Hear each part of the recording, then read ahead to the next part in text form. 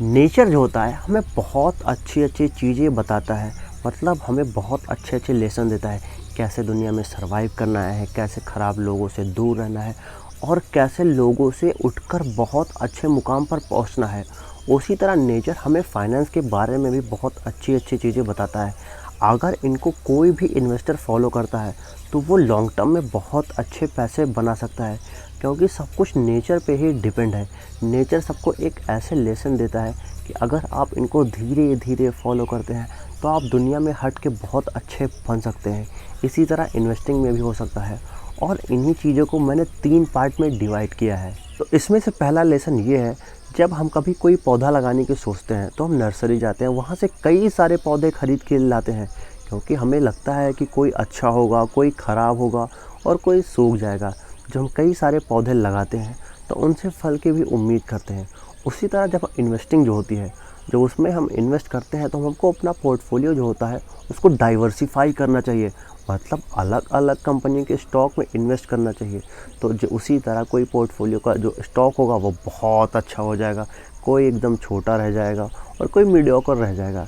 इसी तरह नेचर में भी होता है, कोई पौधे बहुत बड़े हो जाते हैं, वो खूब आपको फल दे के जाते हैं, कोई पौधे मीडियोकर रह जाते हैं और कोई पौधे सूख जाते हैं। लेकिन कभी कभी ऐसा होता है, कोई छोटे पौधे अचानक बहुत अच्छे ग्रो हो जाते हैं।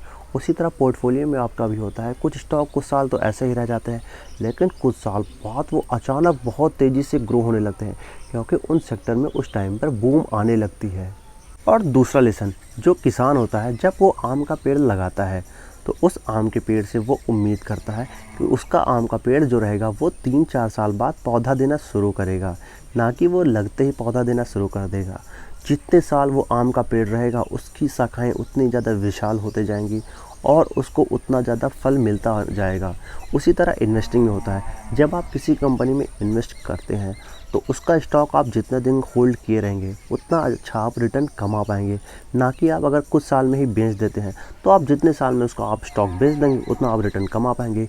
या कई बार ये हो सकता है, अगर शॉर्ट टर्म के लिए आप किसी कंपनी का स्टॉक खरीदते हैं तो शायद आप लॉस भी कर जाएं। और आप वहीं सोचिए, जो किसान है उस आम के पेड़ को 6 साल बाद काट के बेच देता है, तो जितने साल बाद वो काट के उसको बेचा उतने साल सिर्फ उसने फल खाए और फिर जो उसका पेड़ है वो तो कट के चला गया। अब फिर उसको नया पेड़ ख़रीदने के लिए जाएगा तो उसको 3-4 साल फिर से रुकना पड़ेगा पैसे कमाने के लिए। इसी तरह जब आप नए इन्वेस्टमेंट करते हैं तो उस इन्वेस्टमेंट को ग्रो होने के लिए थोड़ा टाइम लगता है, और जो पुरानी इन्वेस्टमेंट होती है उसको ग्रो होने में कम टाइम लगता है, क्योंकि वो ऑलरेडी ग्रो हो रही है धीरे धीरे। जिस तरह नेचर में 3 सीज़न होते हैं, गर्मी, सर्दी, बरसात, उसी तरह जो मार्केट होती है उसमें भी 3 कंडीशन होती है। एक होता है एक्सपेंशन, फिर आता है रिसेशन, फिर आता है ग्रोथ। मार्केट की जब कंडीशन बहुत ज़्यादा ख़राब हो जाती है तो उसको हम रिसेशन कहते हैं, और उस टाइम पे जो आदमी स्टॉक खरीदता है तो वो लॉन्ग टर्म में काफ़ी अच्छे पैसे बना पाता है। फिर आता है ग्रोथ कंडीशन, जब किसी भी कंपनी का स्टॉक जो होता है ग्रो होने लगता है और पूरा मार्केट जो होता है वो धीरे धीरे ग्रो होता रहता है। उस टाइम पर भी काफ़ी लोग अच्छे पैसे बना पाते हैं, क्योंकि उनको पता रहता है कब किस कंपनी का स्टॉक नीचे जा रहा है और टाइम पर ख़रीद लेते हैं। लेकिन कई लोग ऐसे होते हैं जो एक्सपेंशन के टाइम पर किसी भी स्टॉक का ख़रीदते हैं।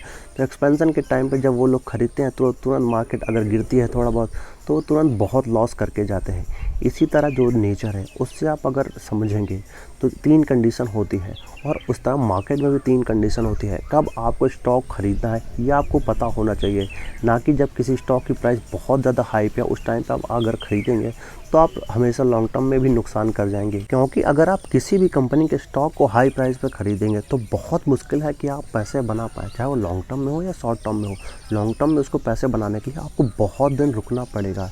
और ये रहे 3 लॉज नेचर के, जो कि मैंने आपको बताया अपने हिसाब से।